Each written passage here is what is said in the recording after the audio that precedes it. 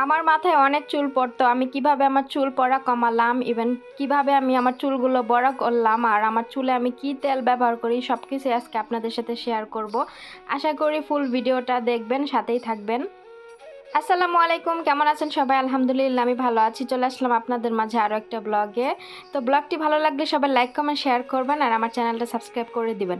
কিছুদিন আগে আমার চুলে এত পড়া পড়তো, আমি অনেক কিছু চুলে দিছি, কিন্তু আমার কোনো কিছুতে চুল পড়া কমতেছিল না। তারপরে আমি কি করলাম, আমার একটা বান্ধবীর সাথে শেয়ার করলাম। তো আমার বান্ধবী বলল যে এই তেলটা তুমি দিয়ে দেখো, যে অনেক ভালো কাজ করবে। আর তুমি যেখানে থাকো ওইখানে তো সব হচ্ছে এক এক নাম্বার জিনিস পাবা, তো এখান থেকে তুমি তেলটা দেখো পাও কিনা। পরে আমি বললাম যে ঠিক আছে, তুমি তেলের ছবিটা দাও, তারপরে আমি সেম তেল খুঁজে দেখব।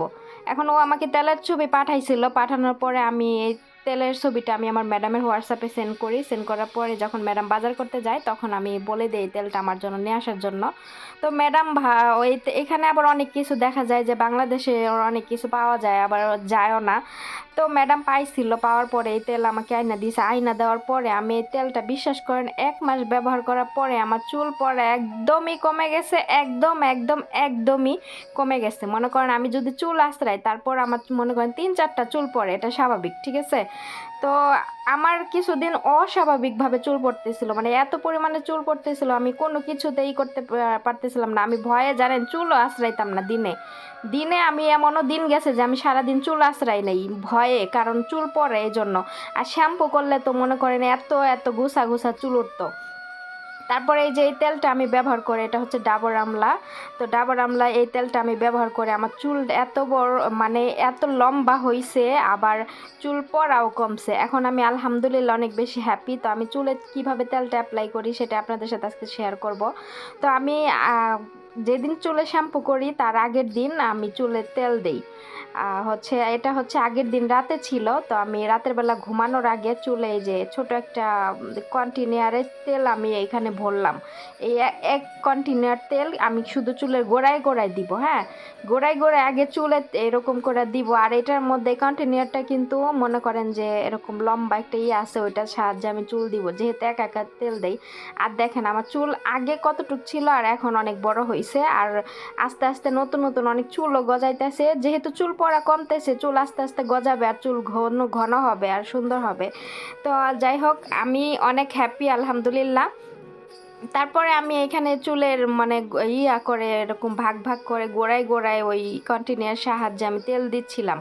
তো আমি যেহেতু একা একা তেল দেই, আমি সব কিছুই আমার নিজের একা একাই আমার করতে হয়, অন্য কেউ নাই আমাকে তেল দেওয়ার জন্য। এই জন্য আমার জন্য এই কন্টিনিউরটাই বেস্ট। তারপরে আমি দেখেন এই যে গোড়ায় গোড়ায় চুলে তেল দিচ্ছি। চুলে কিন্তু তেল একদম গোড়ায় গোড়ায় দিতে হবে। হ্যাঁ, আর আজকের ভিডিওটা যে আপুরা প্রবাসে থাকেন চুল পড়ে যাচ্ছে, হয়তো বা আপনারা ওই তেলটা ইউজ করে দেখতে পারেন। হয়তো সবার চুলের কিন্তু কন্ডিশন এক না, তারপরও ব্যবহার করে দেখতে পারেন যে চুল অনেক পড়তেছে, ব্যবহার করে দেখি ডাবর আমলা হেয়ার অয়েল। তো এটা ব্যবহার করে দেখতে পারেন, যদি চুল আপনার চুলে এটা মানায় তাহলে হয়তো বা আপনি চুল পড়া কমতে পারে, ঠিক আছে? আমার চুলে যেহেতু এটা মানাইছে, আমি আমার চুল পড়া কমছে, এই জন্য আমি এটার রিভিউটা শেয়ার করলাম আপনাদের সাথে।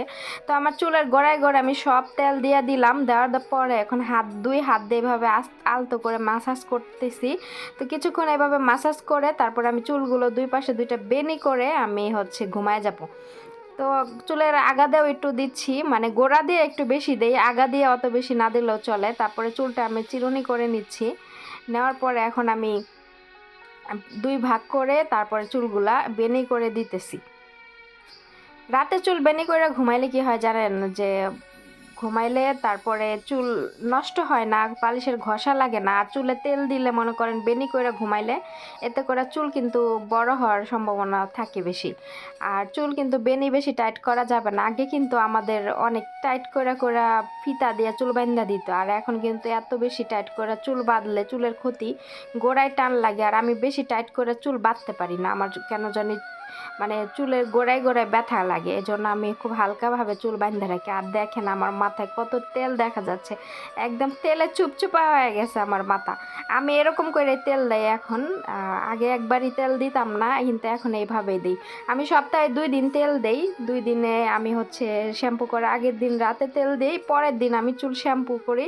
কন্ডিশনার তো ব্যবহার করি, আর চুলের জন্য কিন্তু কন্ডিশনার মাস্ট ব্যবহার করা উচিত। তো এই দেখেন আমার 3-4টা চুল পড়ছে, আপনাদের দেখাইলামই আমি। তারপরে এই দেখেন আগে যে পরিমাণে চুল পড়তো, চুল পড়তে পড়তে এরকম পাতলা হয়ে গেছিলো, তো এখন পড়া যেহেতু কমছে আর চুল ঘন হবে ইনশাল্লাহ। এভাবে নিয়মিত যদি আমি চুলের কেয়ার করি তাহলে ঠিক হয়ে যাবে। তো এই যে এইভাবে আমি চুলগুলা বেনি করলাম, তো এখন আমি করব, ঘুমায় যাব। তারপরে আর আপনাদের সাথে পরের দিনের ভিডিও শেয়ার করি। পরের দিন হচ্ছে আমি ম্যাডামদের সাথে হচ্ছে সুপার শপে গেছিলাম। এখানে অনেক সবজি, তারপরে এই যে চকলেট, এগুলা হচ্ছে দেখতেছিলাম। ওরা ওইখানে চকলেট এগুলা কিনতেছিল আর আমি আমার মতো ঘুরে ঘুরে দেখতেছিলাম। তো এই শপিং মলটাতে গিয়ে একটা কাণ্ড হয়েছে, সেটা হচ্ছে একটা সুদানি মহিলা এখানে হচ্ছে মানে ক্যাশিয়ারে চাকরি করে। তো ওইখানে উনি আমি ভিডিও করতেছি, উনি ভাবছে আমি ওনার ভিডিও করছি। পরে আমাকে জিজ্ঞাসা করতেছে যে আমি কি ওনার ছবি তুলছি। আমি বলছি না, আমি তোর ছবি তুলবো কি জন্য, আমি ওই দিক দিয়ে ভিডিও করছি। পরে আর কিছু বলে নাই। তো মনে মনে বলি যে তোর ভিডিও আমি নিয়ে কি করবো, আমার যেটা ভিডিও করার, আমি আমার দর্শকদের সাথে যেটা শেয়ার করার আমি সেটাই করি, তোদের ভিডিও নেওয়ার কোনো দরকার আছে?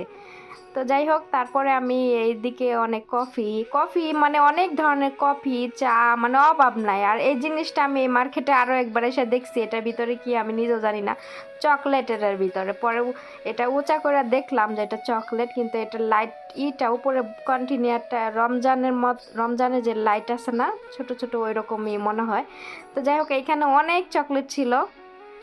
তারপরে এই যে এখানে অনেক ধরনের মধু মনে করেন কতগুলা, মানে এক একটা এক এক কিসের মধু, আসাল, তো এগুলো হাবিজাবি অনেক কিছু ছিল। যাই হোক, ঘুরে ঘুরে দেখতেছিলাম, ওরা ওদিক দিয়ে কেনাকাটা করতেছিল। আর এই যে খাঁটি মধুর উপরে দেওয়া, চাকের ছবি দেওয়া, আর এটা হচ্ছে নিউটেল্লা।